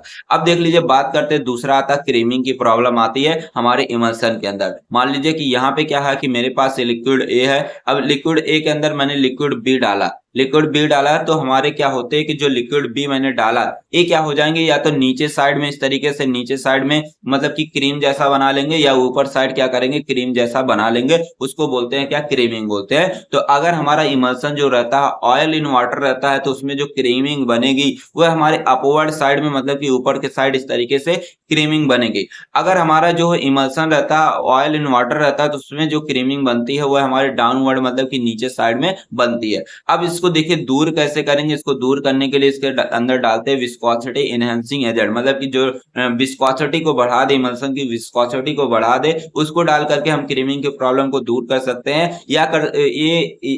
या हम ये करेंगे कि जो हमारा इमल्सन रहेगा, इमल्सन को क्या करेंगे, लो टेम्परेचर वाली एरिया पे क्या करेंगे, स्टोर करेंगे, या तो उसको कूल प्लेस वाली एरिया पे क्या करेंगे, स्टोर करने का काम करते हैं। तो इससे हम क्या करते हैं, क्रीमिंग की प्रॉब्लम को दूर कर सकते हैं। देख लीजिए बात करते हैं हम कोलेसेंस के बारे में। कोलेसेंस का मतलब क्या होता है, in this two or more droplet merge together to form a layer, a single layer droplet. इसमें क्या होता है कि मान लीजिए कि ए मेरे पास लिक्विड ए है, लिक्विड ए को लिक्विड बी के अंदर हमने बी को ए के अंदर डिसॉल्व किया, डाला। अब देख लीजिए बात करते हैं हम कोलेसेंस के बारे में। कोलेसेंस का मतलब होता है कि in this two or more droplets merge together to form a single layer droplet. इसमें क्या होता है कि मान लेते हैं ए मेरे पास लिक्विड ए है, अब लिक्विड ए के अंदर मैंने डाला लिक्विड बी को डाला, तो इसमें क्या होंगे, जो लिक्विड बी वाला रहेगा इसमें क्या करेंगे, एक ड्रॉपलेट दूसरे ड्रॉपलेट के साथ क्या हो जाएंगे, इकट्ठा हो जाएंगे, मतलब कि बॉन्ड के थ्रू बदल जाएंगे, और क्या करेंगे, इस तरीके से हमारे बना लेते एग्रीगेट जैसा स्ट्रक्चर बना लेते हैं, लेकिन एग्रीगेट होते नहीं है, तो उसको बोलते हैं हम कोलेसेंस बोलते हैं। अब इस प्रॉब्लम को दूर करने के लिए डालते हैं इमल्सिफाइंग एजेंट डालेंगे। तो इमल्सिफाइंग एजेंट क्या करेगा, इनके बीच का जो बॉन्ड है, मतलब कि इनके बीच का जो इंटरफेशियल टेंशन है उसको क्या कर देगा, ब्रेक कर देगा, और हमारे जो इमल्सन है वो हमारे पहले जैसे क्या हो जाएंगे, सही हो जाएंगे। अब देख लीजिए एक प्रॉब्लम और आती है, फ्लॉकुलेटिंग की प्रॉब्लम आती है। फ्लॉकुलेटिंग का मतलब होता है कि जब हमारे इमल्सन के अंदर फ्लॉक्यूल्स जैसे स्ट्रक्चर बन जाते हैं, ठीक है, उसको बोलते हैं हम फ्लॉकुलेटिंग बोलते हैं। अब इसको दूर करने के लिए इसके अंदर डालते हैं सही अमाउंट में हम डालते हैं क्या, इमल्सिफाइंग एजेंट डालते हैं, या इसके अंदर हम नॉन आयनिक सर्फेक्टेंट डाल के इसको दूर करते हैं।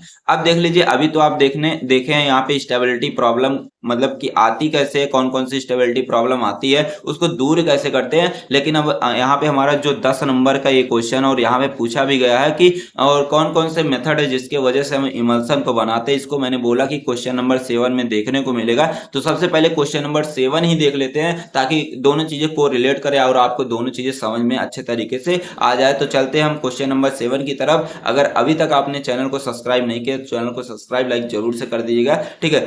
और यहाँ पे बात करते देख लीजिए, क्वेश्चन नंबर 7 में पूछा भी गया है कि इमल्सन को बनाने के लिए कौन कौन से मेथड को हम यूज करते हैं और इसमें स्टेबिलिटी प्रॉब्लम्स आती कैसे है और इसको दूर कैसे किया जाता है। अभी आपने इसके बारे में क्वेश्चन नंबर में 4 में देखा था, ठीक है। अब देख लीजिए क्वेश्चन नंबर 4 में पूछा गया था क्या, मेथड ऑफ प्रिपरेशन के बारे में, मतलब कि दोनों क्वेश्चन क्या थे, सेम थे, ठीक है। बस आपको क्या करना है कि क्वेश्चन नंबर 7 और 4 को कोरिलेट करके पढ़ने हैं। तो यहाँ पे सिर्फ बात करेंगे क्या, इमल्सन के प्रिपरेशन के बारे में, मतलब कि किस किस मेथड से हम इमल्सन को बनाते हैं। तो सबसे पहला मेथड आता है हमारा ड्राई गम मेथड आता है, दूसरा आता है वेट गम मेथड आता है, तीसरा आता है हमारा बॉटल मेथड आता है। तो 3 तरीके से हम इमल्सन को बनाने का काम करते हैं। देख लीजिए सबसे पहला जो हमारा मेथड आता है ड्राई गम मेथड आता है। ड्राई गम मेथड की हेल्प से क्या करने वाले हम इमल्सन को बनाने वाले, सबसे पहले इसके लिए हमें 4:2:1 रेशियो के मतलब कि रेशियो में क्या करेंगे, ऑयल वाटर और गम को हम क्या करेंगे, वे कर लेंगे। मतलब कि 4 रेशियो ले लेंगे वाटर ऑयल का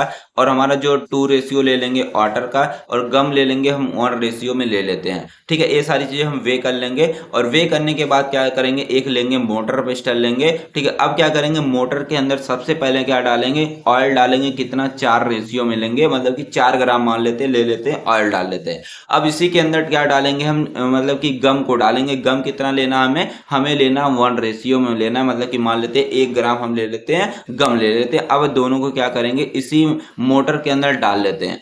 अब डालने के बाद क्या करते हैं, इसको ट्राइचुरेट करते हैं। ट्राइचुरेट कैसे करेंगे, इसके अंदर थोड़ा सा अमाउंट में क्या डालते हैं, हम वाटर को डाल करके क्या करते हैं, इसको कंटिन्यूअसली ट्राइचुरेट करते रहते हैं, ट्राइचुरेट करते रहते हैं और तब तक ट्राइचुरेट करते रहते हैं पिस्टल से जब तक इसमें क्रैकिंग मतलब कि चिट चिट की साउंड ना आने लगे, तब तक उसको क्या करते रहेंगे, हम यहाँ पे ट्राइचुरेट करते रहेंगे और यहाँ पे हमारा क्या हो जाएगा, व्हाइट क्रीम हमें फॉर्म्ड हो जाएगा। अब क्या करते हैं कि ये हमारा जो व्हाइट क्रीम फॉर्म हुआ है उसको बोलेंगे क्या, प्राइमरी इमल्सन इसको बोलेंगे। अब क्या करेंगे, इसमें जो बचा हुआ वाटर था, हमारा वाटर कितना यूज करना था, 2 रेशियो में हमें यूज करना था। मान लीजिए कि मैंने आधा रेशियो में पहले यूज किया था जब मैंने यहाँ पे यूज किया था। अब जो बचा हुआ हमारा वाटर था अब इसके अंदर डाल देंगे और जैसे ही डालेंगे तो हमारे जो इमल्सन वो फाइनली बन के तैयार हो जाएगा। समझ गए सारी चीजें। यहाँ पे बात करेंगे वेट गम मेथड के बारे में। यहाँ पे क्या करेंगे, 4:2:1 रेशियो में क्या करेंगे, ऑयल वाटर और गम को ले लेते, दोनों में देखेंगे ऊपर नीचे दोनों में सेम दिखेगा। इसमें भी देख सकते हैं वही रेशियो लिए हैं, इसमें भी दोनों में देख सकते हैं रेशियो हमने क्या किया, सेम लिया है, ठीक है। अब देखिए समझिएगा ध्यान से। सबसे पहले इसमें क्या करते हैं कि हम ले लेंगे मोटर रहेगा, इसको ले लेंगे। अब इस मोटर के अंदर क्या करेंगे, हम डाल लेते हैं जो हमारा फर्स्टली वाटर को हम डालते हैं, लेकिन इसमें हम क्या करते थे, पहले ऑयल को डालते थे, लेकिन इसमें हम क्या करेंगे, जो हमारा वाटर रहेगा मतलब कि 2 ग्राम क्या करेंगे, 2 ml वाटर को इसमें मैंने ऐड कर लिया। अब क्या करेंगे, हम इसमें भी क्या करेंगे, गम को 1 ही ml क्या करेंगे, ऐड करेंगे। इसमें भी गम को ही ऐड करते थे, मतलब कि इसमें ऑयल और गम ऐड करते थे ऊपर वाले में, नीचे क्या कर रहे हैं हम, वाटर और गम को यूज कर रहे हैं। यहाँ पे हमने दोनों को डाल लिया। अब क्या करेंगे, इसको डालने के बाद जो पिस्टल रहेगा, पिस्टल से इसको क्या करेंगे, अच्छे तरीके से ट्राइचुरेट करेंगे। ट्राइचुरेट करने के बाद क्या करते हैं, इसमें कुछ अमाउंट में क्या करते हैं, ऑयल को डालते हैं, लेकिन इसमें क्या डालते थे, वाटर को डालते थे, ठीक है। अब क्या करेंगे, ऑयल को डाल करके अच्छे तरीके से इसको कंटिन्यूअसली इसको क्या करेंगे, ट्राइचुरेट करते रहेंगे, ट्राइचुरेट करते रहेंगे। फिर हमें क्या होगा कि प्राइमरी इमल्सन बन के हमें मिल जाएगा। और उसमें क्या करेंगे कि बाद में जो बचा हुआ वाटर था उसके अंदर बचे हुए वाटर को क्या करेंगे, डाल लेंगे, तो हमारा फाइनल जो है इमल्सन बन के हमारा तैयार हो जाएगा। ये हमारा हो गया वेट गम मेथड हो गया, ठीक है। अब देख लीजिए आता हमारा बोटल मेथड आता है। बोटल मेथड हमारा जो होता है ये हमारे नॉन वोलाटाइल ऑयल और वोलाटाइल मतलब कि वोलाटाइल ऑयल के लिए स्पेशली जो होते हैं यूज किए जाते हैं, ठीक है। इसमें क्या करते हैं, हम जो ऑयल लेते हैं, वाटर लेते हैं और गम लेते हैं, हम लेते हैं 2:1 के रेशियो में लेते हैं, मतलब कि दोनों से क्या है, डिफर है। और इसमें क्या करते हैं, सबसे पहले एक लेते हैं बॉटल लेते हैं, ठीक है। इस बॉटल के अंदर ऑयल और गम को एक साथ मिक्स कर लेते हैं। मिक्स करने के बाद दोनों को क्या करते हैं, अच्छे तरीके से सेक कर लेते हैं, हिला देते हैं। अब सेक करने के बाद क्या क्या होता है कि हमारा जो प्राइमरी इमल्सन है वो हमारा बन के तैयार हो जाता है और बचा हुआ वाटर जो रहता है उसके अंदर हम डाल लेते हैं, तो फाइनल हमारा इमल्सन जो है बन के हमारा तैयार हो जाता है। तो ये सारी चीजें आपने देख लिया और इसी में देख सकते हैं क्वेश्चन हमारा और पूछा गया है, stability problem and method overcome. तो इसको मैंने क्वेश्चन नंबर 4 में बताया, तो क्वेश्चन नंबर 4 को जाके जरूर से वॉच कर लीजिएगा। तो अभी आपने क्वेश्चन नंबर 4 को देखा, 4 के बाद आपने सीधे डायरेक्टली 7 को देखा क्योंकि दोनों को रिलेट करते थे। लीजिए बात करते हैं क्वेश्चन नंबर 5। क्वेश्चन नंबर 5 में पूछा गया है डिफाइन सस्पेंशन, डिफाइन करिए सस्पेंशन को। और यहाँ पे जो है जो फ्लैकुलेटेड डिफ्लैकुलेटेड जो सस्पेंशन होते हैं दोनों के बीच क्या डिफरेंस होते हैं उसको लिखना है। ऐसा जब भी क्वेश्चन आए 7 नंबर में आएंगे और इसमें आपको लग रहा होगा बहुत ही कम पेज में हमारे आ जाएंगे, तो सबसे पहले लिखेंगे क्या, सस्पेंशन होते क्या, सस्पेंशन का एडवांटेज लिख देंगे, सस्पेंशन का डिसएडवांटेज लिख देंगे, सस्पेंशन के कितने टाइप होते हैं आप वो चीजें लिख देंगे। फिर उसके बाद आप क्या करेंगे, फ्लैकुलेटेड डिफ्लैकुलेटेड सस्पेंशन के बारे में लिखिए, फिर क्या दोनों के बीच डिफरेंस होता है तब लिखिए, तब जाके आपके पेज भरेंगे। तो सस्पेंशन क्या होता है, सस्पेंशन का एडवांटेज डिसएडवांटेज एग्जांपल सारी चीजें मैंने क्वेश्चन नंबर 2 में डिस्कस किया, जो आपने ऊपर देखा है तो वहां से उसको जरूर से वॉच करके समझ लीजिएगा। यहाँ पे सिर्फ बात करेंगे फ्लैकुलेटेड और डिफ्लैकुलेटेड सस्पेंशन के बारे में। देख लीजिए फ्लैकुलेटेड सस्पेंशन में क्या होता है कि जैसे मान लीजिए कि मेरे पास क्या है, यहाँ पे एक लिक्विड है।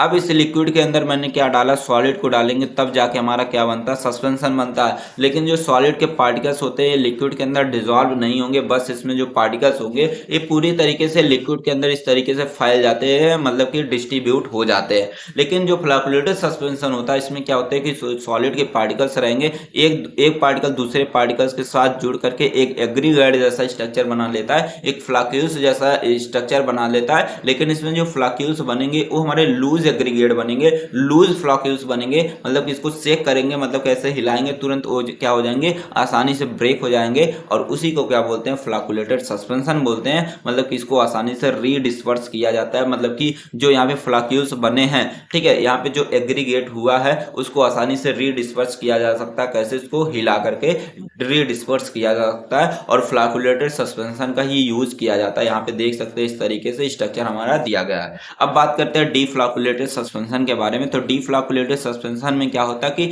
दो सेपरेट लेयर बना लेती है, मतलब कि एक लेयर इस तरीके से देख सकते हैं, दूसरी लेयर हमारी इस तरीके से देख सकते हैं। इसमें कोई भी फ्लैक्यूल्स हमारे नहीं बनने वाले, बस इसमें दो सेपरेट लेयर हमारी बनने वाली, इसको बोलते हैं डिफ्लैकुलेटेड सस्पेंशन बोलते हैं, ठीक है। और डिफ्लैकुलेटेड सस्पेंशन का यूज हमारा नहीं किया जाता ज्यादातर, ठीक है। अब देख लीजिए बात करते हैं दोनों के बीच क्या डिफरेंस है। जो हमारे फ्लैकुलेटेड सस्पेंशन होते हैं इसमें क्या होते हैं कि नेटवर्क लाइक स्ट्रक्चर बन जाता है जिसको हम बोलते हैं फ्लैक्यूल्स बोलते हैं। लेकिन हमारे जो डिफ्लैकुलेटेड सस्पेंशन होते हैं इसके अंदर कोई भी हमारे फ्लैक्यूल्स जैसा स्ट्रक्चर नहीं बनता, बस इसमें क्या होती है, दो सेपरेट लेयर हमारी बन जाती है।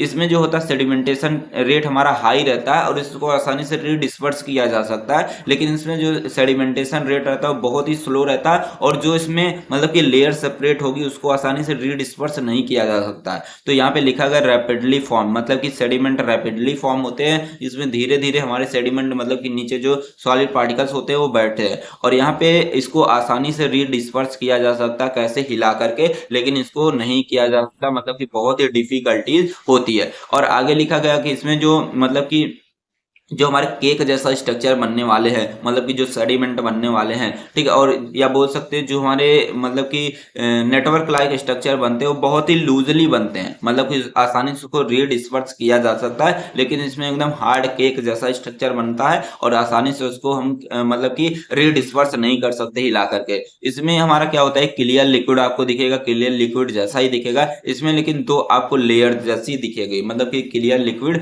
नहीं दिखेगी, ये सारी चीजें। अब देख लीजिए अगला लिखा गया flocculated stick to the side wall of the bottle, मतलब कि इसमें जो फ्लैक्यूल्स बनेंगे ये जो बॉटल रहती है बॉटल के साइड साइड में बनता है इस तरीके से। लेकिन इसमें जो होता है बॉटल के साइड साइड में नहीं बनता, बस नीचे ही क्या करता है, एक हमारा सेडिमेंट लेयर बना लेता है, ठीक है। इसमें क्या होता है कि हमारे जो होते हैं नो प्लीजेंट अपीयरेंस, मतलब कि ये देखने में भद्दा नहीं दिखेगा, लेकिन हमारे डिफ्लैकुलेटेड जो रहेंगे देखने में हमें भद्दा दिखाई देता है। तो ये सारी चीजें आप लिख देंगे, ठीक है।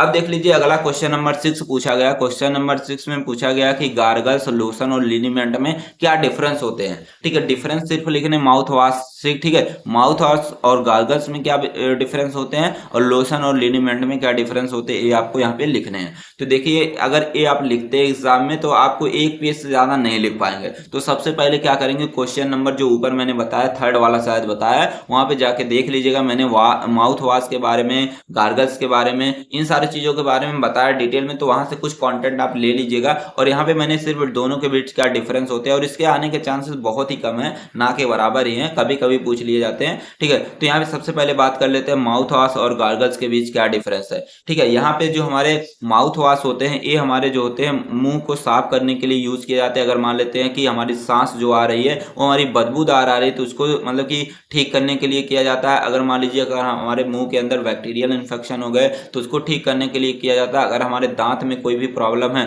मतलब कि डेंटल इशू है तो उसके लिए हम क्या करते हैं, उस पर्पज के लिए हम यूज करते हैं। लेकिन जो हमारे गार्गल्स होते हैं, गार्गल्स का यूज तब हम करते हैं जब हमारे गले के अंदर क्या रहता है, इन्फेक्शन रहता है, गले के अंदर इन्फ्लामेशन रहता है, सूजन रहती है, उसको ठीक करने के लिए हम करते हैं।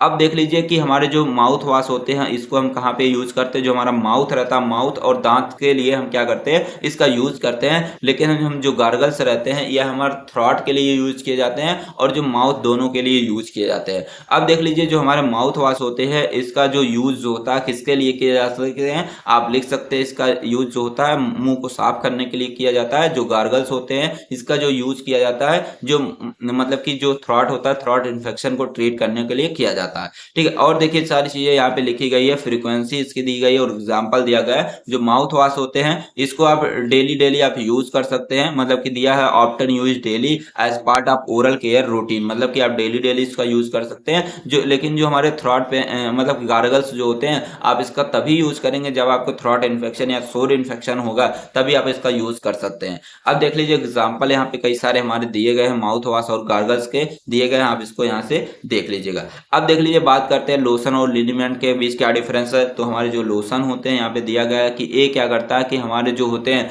अगर हमारी जो तीन स्किन जो होती है अगर वो हमारी हो गई है, मान लीजिए ड्राई हो गई है, तो मॉइस्चर करने के लिए मतलब कि जो देखते हैं ठंडियों में क्या होता है कि हमारी जो स्किन होती है वो फटने लग जाती है, क्योंकि वहां पे क्या हो जाता है हमारे बॉडी के अंदर जो है वाटर की कमी हो जाती है। तो मॉइस्चराइज करने के लिए हमारे लोशन क्या किए जाते हैं, लगाए जाते हैं। जो कि लेकिन जो लिनीमेंट होते हैं ये हमारे तब लगाए जाते हैं जब हमारी मसल्स के अंदर पेन रहता है या जॉइंट के अंदर पेन रहता है, तो उसको ठीक करने के लिए तब हम इसका यूज करते हैं। ठीक है, यहाँ पे देख सकते हैं जो हमारे लोशन होते हैं हमारे स्मूथ होते हैं और क्रीमी होते हैं, लिक्विड जैसा होते हैं। लेकिन हमारे जो लिनीमेंट होते हैं ये हमारे ऑयली बेस होते हैं और एल्कोहलिक बेस के नेचर में हमारे प्रेजेंट होते हैं। अब देख सकते हैं ये हमारे जो लोशन होते हैं ये हमारे स्किन के सरफेस पे लगाए जाते हैं और ये बिना रब के अप्लाई किए जाते हैं। ठीक है, और हमारे जो लिनीमेंट होते हैं इसको हमेशा क्या करते हैं, रब के साथ मतलब कि रगड़ करके इसको लगाते हैं। अब बात करते हैं यहाँ पे दिया गया है कि हमारे जो कंपोजिशन होता है मतलब कि ऑयल बेस हमारा ये होता है, वाटर ऑयल बेस हमारे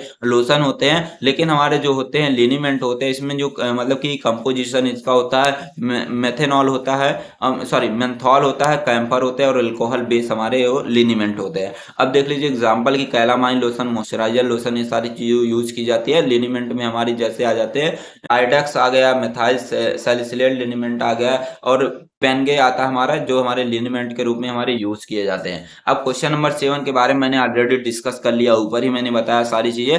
फाइनली बात करने जा रहे हैं अपने शॉर्ट क्वेश्चन के बारे में जिसका आपका बहुत ही बेसब्री से इंतजार, छोटा सा रहता है, लिखते हैं 2 नंबर आराम से मिल जाते हैं। तो सभी का 2 नंबर वाले बड़े ही इंतजार रहते हैं। तो यहाँ पे बात करेंगे पहला क्वेश्चन के बारे में, what is the difference between the lotion and liniment. Lotion और लिनीमेंट में क्या डिफरेंस होता है, ऊपर अभी डिस्कस किए, ताजा डिस्कस किए हैं, तो उसको जाकर के वहीं से देख लीजिएगा। सारी चीजें यहाँ पे लिखी गई है, जो आपको इजी लगे आप आराम से लिख सकते हैं। लेकिन यहाँ पे बात करेंगे जो सिरप होता है और इलेक्सर होता है, दोनों के बीच क्या डिफरेंस होता है, और ऐसा एग्जाम में क्वेश्चन आना तय है। तो यहाँ पे बात करते हैं सिरप और एलेक्सर के बीच क्या डिफरेंस होता है। तो हमारे जो सिरप होते हैं एक तरीके के कंसंट्रेटेड विस्कस एक्वस सॉल्यूशन होते हैं, लेकिन हमारे जो एलेक्सर होते हैं हमारे फ्लेवर्ड, स्वीटेंड और हाइड्रो एल्कोहलिक लिक्विड्स होते हैं। और यहाँ पे बात करते हैं जो हमारे सिरप होते हैं इसमें हमारा जो प्राइमरी सॉल्वेंट मतलब कि शुगर को वाटर के अंदर मिक्स करके हमारा बनाया जाता है। लेकिन इसमें हमारा जो प्राइमरी सॉल्वेंट यूज किया जाता है एल्कोहल और वाटर यूज किया जाता है, तभी इसको क्या बोलते हैं हम, हाइड्रो एल्कोहलिक, मतलब कि वाटर और एल्कोहल से मिलकर हमारा हमारा ये बना होता है। जो हमारे सिरप होते हैं हमारे ओपाक होते हैं, मतलब कि आसानी से आर पार दिखाई देंगे, और हमारे जो एलेक्सर होते हैं हमारे क्लियर सॉल्यूशन होते हैं।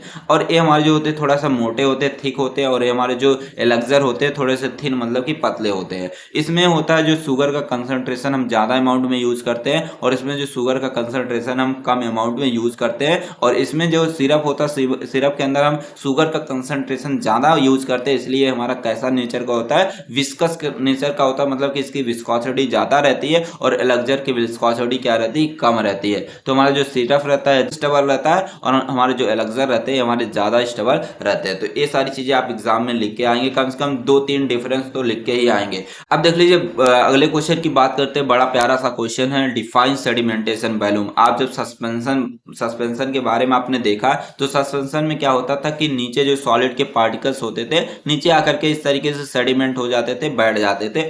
वही हमारा निकालना क्या सेडिमेंटेशन वॉल्यूम होता है। तो यहाँ पे सेडिमेंटेशन वॉल्यूम की अगर डिफिनेशन की बात करते हैं, तो जो हमारा फाइनल वॉल्यूम होता है, फाइनल वॉल्यूम और कितना हमारा सेडिमेंट हुआ सस्पेंशन के नीचे, कितना यहाँ पे सेडिमेंट हुआ, उसी के रेशियो को बोलते हैं हम क्या, सेडिमेंटेशन वॉल्यूम बोलते हैं। तो सेडिमेंटेशन वॉल्यूम को निकालने के लिए क्या होता है, F इक्वल टू होता है VU अपॉन V0 होता है। तो यहाँ पे जो हमारा दिया गया F दिया गया है, ये हमारा सेडिमेंटेशन वॉल्यूम है, ठीक है, जिसको हम F से डिनोट कर रहे हैं। और यहाँ पे जो volume of sediment after settling, मतलब कि सेटलिंग के बाद जो हमारा वॉल्यूम आया यहाँ पे, ये हमारा है। और हमारा ओरिजिनल वॉल्यूम क्या था वो हमारा यहाँ पे नीचे आप लिख देंगे, तो हमारा निकल करके आ जाएगा। अब देख लीजिए यहाँ पे क्वेश्चन नंबर 4 दिया गया है कि यहाँ पे फाइंड करिए एग्जाम्पल के साथ। ये वाला क्वेश्चन यहाँ से भी मैच कर जाएगा, अभी देख लीजिएगा यहाँ से।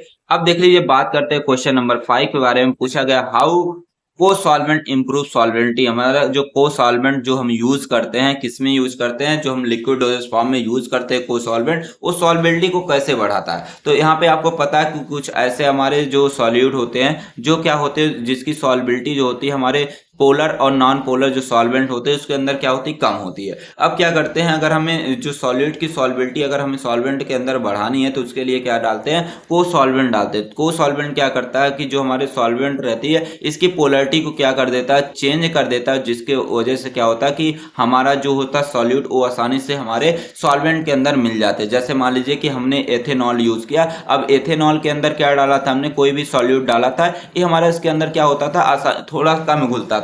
अब क्या करना है, इसकी हमें क्या करना, मतलब कि सॉल्बिलिटी को बढ़ाना है। इसकी सॉल्बिलिटी को बढ़ाने के लिए क्या करेंगे, इसके अंदर हम क्या डालेंगे, को सॉल्वेंट डालेंगे। को सॉल्वेंट मान लीजिए वाटर हमने डाल दिया, अब ये वाटर क्या करेगी, उसकी पोलरिटी को चेंज कर देगा, मतलब कि बढ़ा देगा, और आसानी से हमारा जो सॉल्यूट है ये हमारा डिसॉल्व हो जाएगा। और इसी को बोलते हैं हम कि हाउ को सॉल्वेंट इंप्रूव सॉल्बिलिटी। समझ गए सारी चीजें। अब देख लीजिए आगे पूछा गया कि हमारे जो होते हैं यहाँ पे लिखना, write the name of some emulsifier. कुछ इमल्सिफायर एजेंट के नाम यहाँ पे लिखने हैं आपको, ठीक है। यहाँ पे मैं आपको साइड में दे दूंगा इसके इमल्सिफायर एजेंट के नाम क्या होते हैं। और मैंने जो सस्पेंशन वाला क्वेश्चन मुझे डालना चाहिए था ऊपर, मैंने यहाँ पे लिख दिया है, ठीक है, कोई बात नहीं। आप सस्पेंशन यहाँ पे समझ लीजिए। सस्पेंशन क्या होता है, हमारे जो लिक्विड और सॉलिड से मिलकर बना होता है। जो हमारे सॉलिड होते हैं इसको बोलते हैं डिस्पर्स फेज बोलते हैं, और जो लिक्विड रहता है हमारा कहलाता है कंटिन्यूअस फेज कहलाता है। और इसमें क्या होता है कि हम क्या करते हैं कि जो हमारा लिक्विड रहता है, लिक्विड के अंदर जब हम क्या करते हैं सॉलिड को डालते हैं, तो सॉलिड के जो पार्टिकल्स होते हैं ये हमारे लिक्विड के अंदर हमारे डिसॉल्व नहीं होते, बस इसके पार्टिकल्स क्या हो जाते हैं, पूरी तरीके से हमारे डिस्पर्स हो जाते हैं। उसी को बोलते हैं हम क्या, सस्पेंशन बोलते हैं। तो ये सारी चीजें आप यहाँ से लिख लीजिएगा, ठीक है। तो और इसके जो मैं आंसर यहाँ पे दे रहा हूँ उसका देख के यहाँ पे लिख लीजिएगा। अब देख लीजिए आगे पूछा गया क्वेश्चन नंबर 7 में कि स्टेबिलिटी प्रॉब्लम कौन कौन सी आती है, ठीक है। हमारे सस्पेंशन के अंदर सबसे पहला हमारा स्टेबिलिटी प्रॉब्लम आती है सेडिमेंटेशन, केकिंग आता है, विस्कोसिटी प्रॉब्लम आती है, कंटामिनेशन रिस्क होते हैं, स्टोरेज एंड हैंडलिंग इशू हमारे सस्पेंशन के अंदर ये सारे प्रॉब्लम्स आते हैं। तो यहाँ से पॉइंट वाइज इसको लिख लीजिएगा।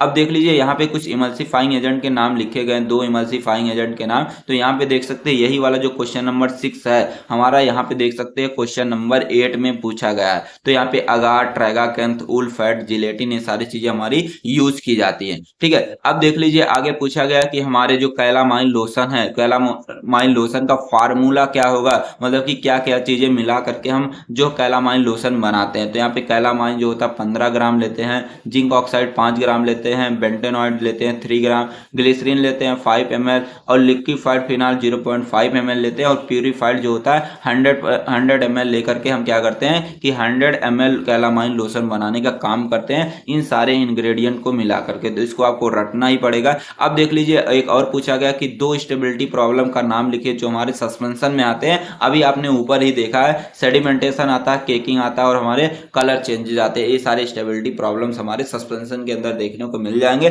तो आई होप आपको सारी चीजें समझ में आएंगी। अगर अभी भी कोई भी डाउट्स आपके होते हैं तो कमेंट बॉक्स में आप जरूर से बताइएगा। थैंक्स फॉर वॉचिंग, मिलते हैं नेक्स्ट वीडियो में, तब तक के लिए टेक केयर, बाय बाय।